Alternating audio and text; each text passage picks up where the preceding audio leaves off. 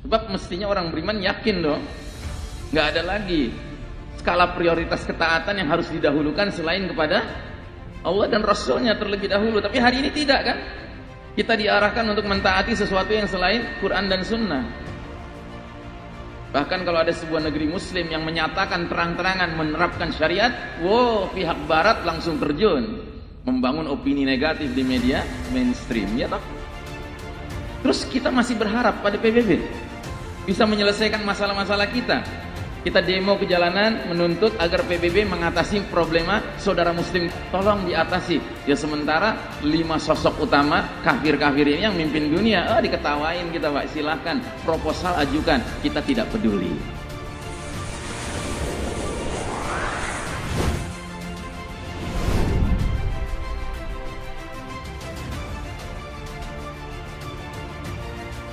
Jadi kalau kita sederhanakan di babak pertama, sistemnya Masya Allah, sosok pemimpinnya Masya Allah Nabi Muhammad SAW.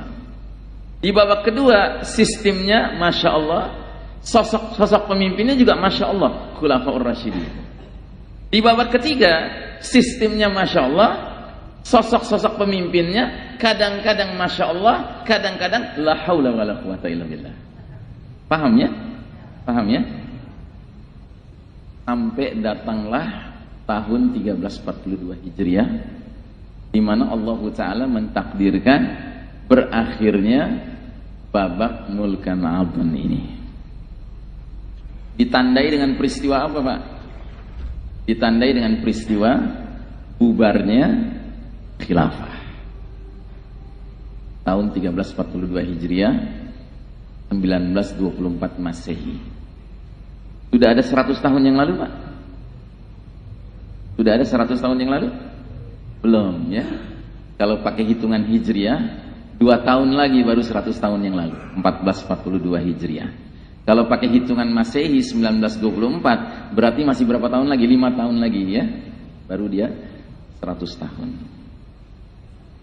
Nah, setelah runtuh kekhalifahan yang terakhir, Kesultanan Utsmani Turki, saya sering mengistilahkan khilafah itu seperti rumah besar umat Islam, Pak.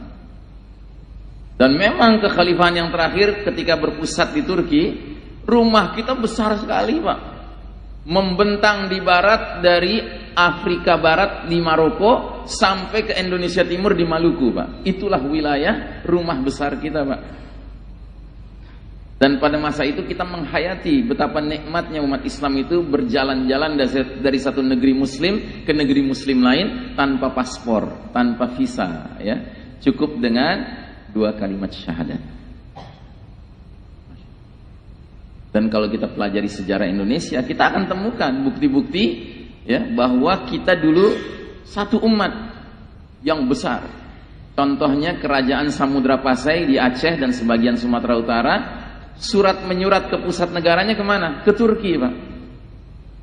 Contohnya Keraton Jogja disebutnya pemimpinnya Khalifatullah Panotogama. Ini bukti-bukti sejarahnya ada. Nah, kira-kira selama kita tinggal dalam rumah besar kita itu, Pak, dalam kondisi kita tetap merasakan ukhuwah yang begitu luas antara bangsa-bangsa kaum muslimin, ada enggak pihak yang enggak senang dengan keadaan itu? Ada enggak, Pak? Ada, ya? Siapa gerangan? Ya musuh lah, ya, musuh. Dan siapakah musuh nomor wahid umat Islam? Ya, kaum kafir itu kan umum. Al-Yahud, ya, Yahudi. Apa dalilnya? Silahkan dicatat. Al-Maidah ayat 82. Ya, Al-Maidah 82. Allah berfirman, "Latajidanna asyaddan nasi 'adawatan lil ladzina amanu al-yahuda wal ladzina asyraku." Sungguh engkau Muhammad akan menemukan manusia yang paling dahsyat permusuhannya kepada orang-orang beriman adalah kaum Yahudi dan kaum musyrikin.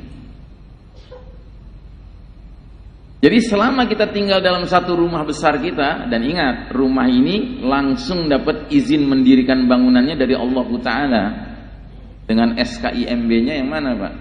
SK nomor 230. 2 itu surat Al-Baqarah, 30 itu ayat 30. Inni ja'ilun fil ardi khalifah. Sesungguhnya aku punya rencana ya, meletakkan khalifah di muka bumi ini. Nah, jadi ketika umat Islam dengan konsisten menjadikan Quran dan Sunnah sebagai rujukan satu-satunya kehidupan tatanan bermasyarakatnya, pada masa itulah umat Islam menjadi khalifah-khalifah yang amanah. Ya. Yahudi tidak senang dengan ini. Mereka berusaha menghancurkan rumah kita, tapi nggak kunjung berhasil. Kenapa? Karena umat ini solid.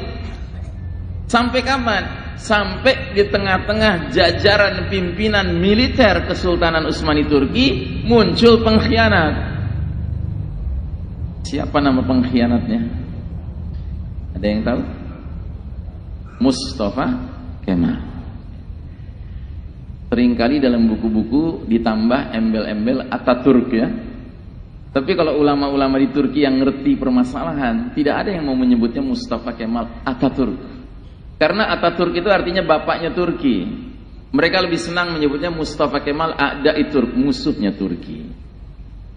Makanya kalau mau amannya kita sebut saja Mustafa Kemal. Titik. Ya. Siapa dia? Dia salah seorang jenderal di dalam ketentaraan kekhalifahan Utsmani Turki. Dia muslim, tetapi darahnya mengalir darah Bani Israel, darah Yahudi ya. Dan ternyata ukhuwah damawiyah dia, persaudaraan darah dia lebih kental daripada ukhuwah imaniyahnya, persaudaraan keimanannya. Maka diam-diam dia lebih loyal, lebih setia dengan kaum Yahudi daripada kaum mukminin. Maka apa yang dia lakukan? Pertama, dia buat dulu langkah-langkah pencitraan. Supaya apa? Supaya dicintai oleh umat Islam. Dia tampil sebagai jenderal yang sangat patriotis begitu.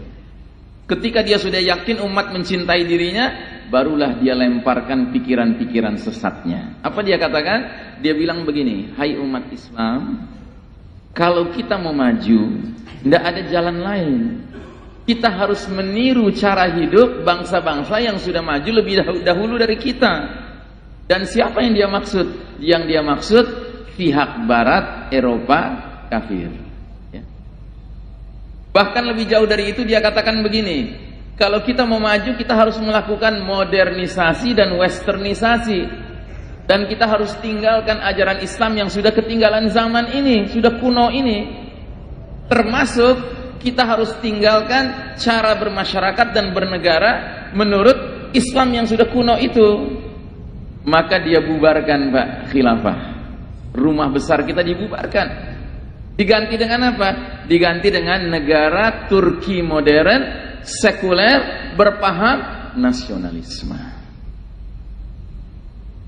Kalau saya lebih senang menyebutnya bukan negara, tetapi rumah kita runtuh diganti dengan bedeng Turki modern.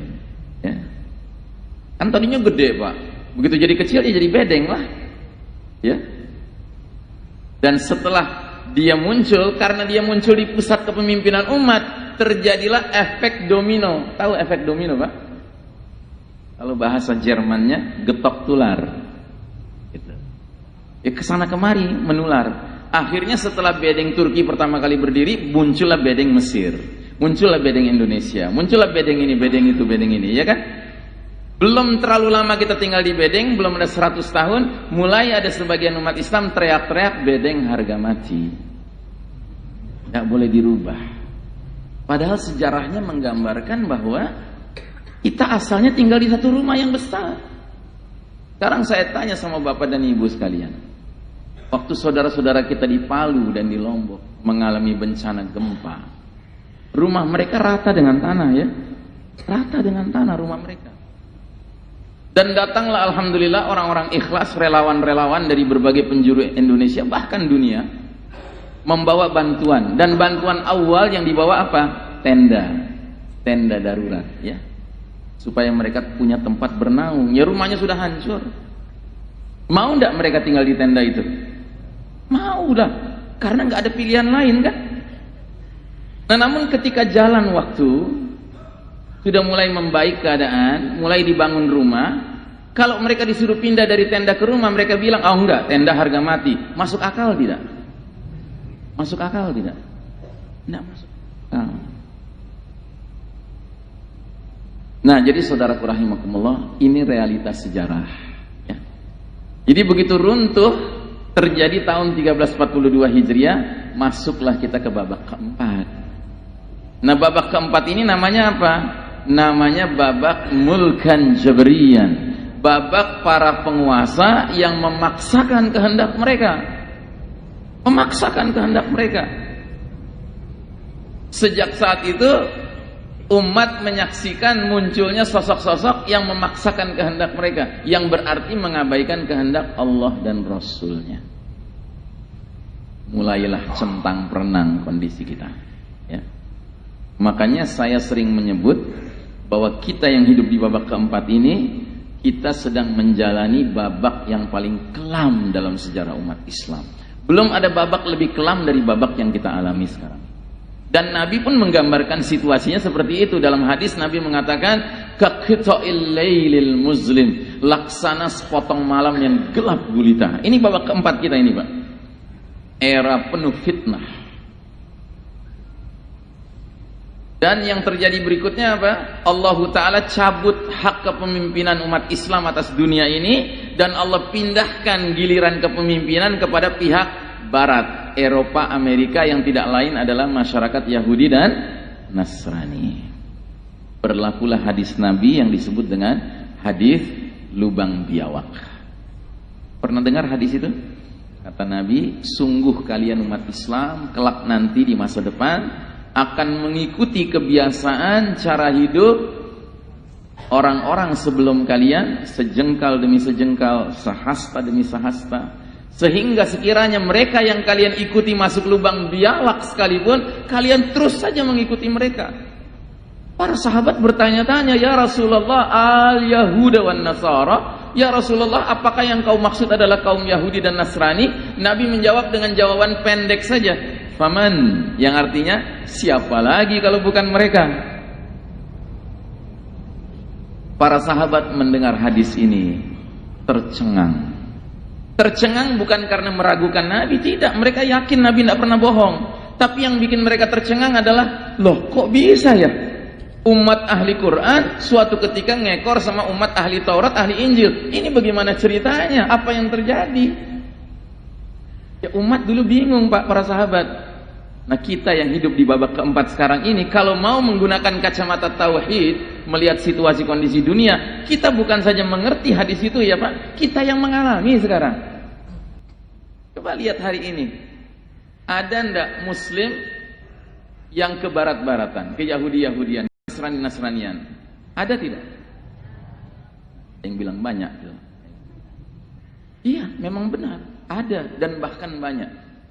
Saking banyaknya, kita harus khawatir kalau kita sedang sisiran di depan cermin, jangan-jangan dia termasuk juga yang sudah ke barat-baratan, sudah ke Yahudi-Yahudian, sudah ke Nasrani. Karena apa? Karena hebatnya penetrasi pengaruh dari peradaban sekuler materialistik masyarakat Yahudi Nasrani ini.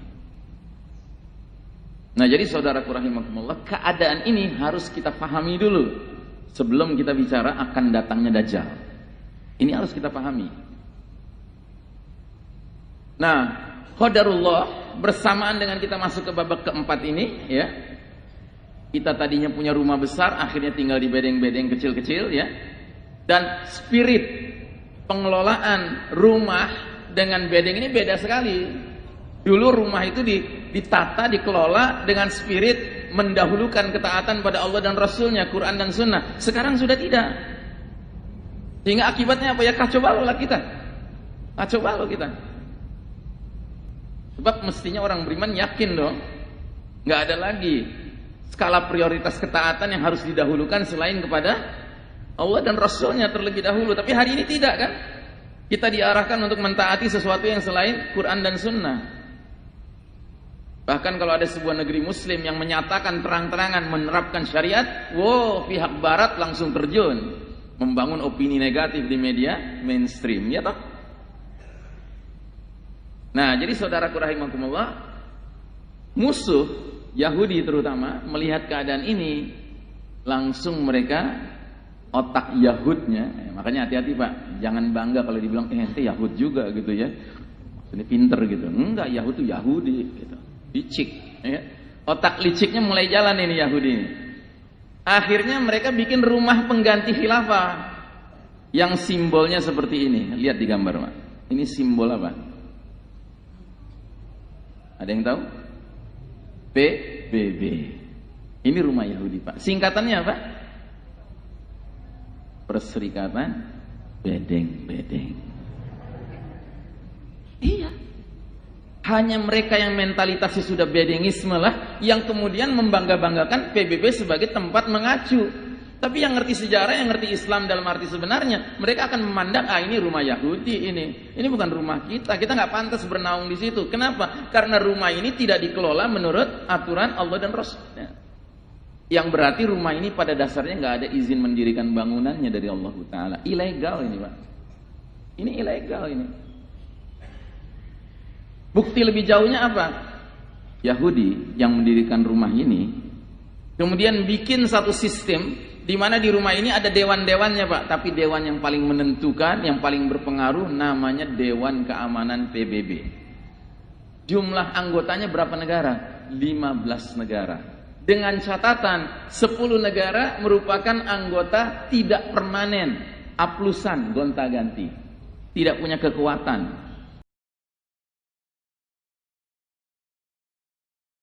Punya hak veto, punya power, punya kekuasaan, punya kekuatan di muka bumi ini. Siapa mereka? 5 negara ini.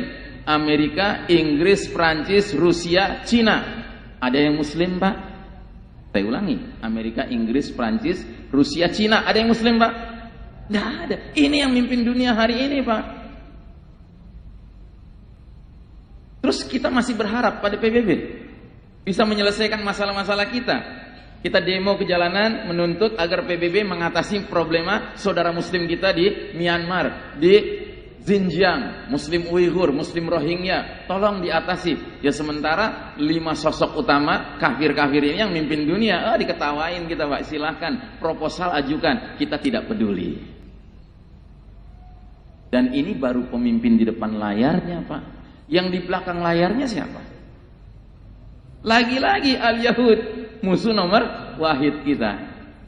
Kenapa mereka di belakang layar? Karena Yahudi itu pengecut. Yahudi tidak berani perang lawan kita terang-terangan langsung Pak. Sebagaimana kata Allah dalam surat Al-Hasyr, la yuqatilunakum jami'an illa fi quran muhassanatin aw min wara'i judur. Kayak orang munafik Yahudi itu. Tidak akan mereka perangi kalian serentak kecuali di balik dinding yang tebal atau di balik benteng yang kokoh. Nah, salah satu benteng kokoh mereka namanya apa? PBB.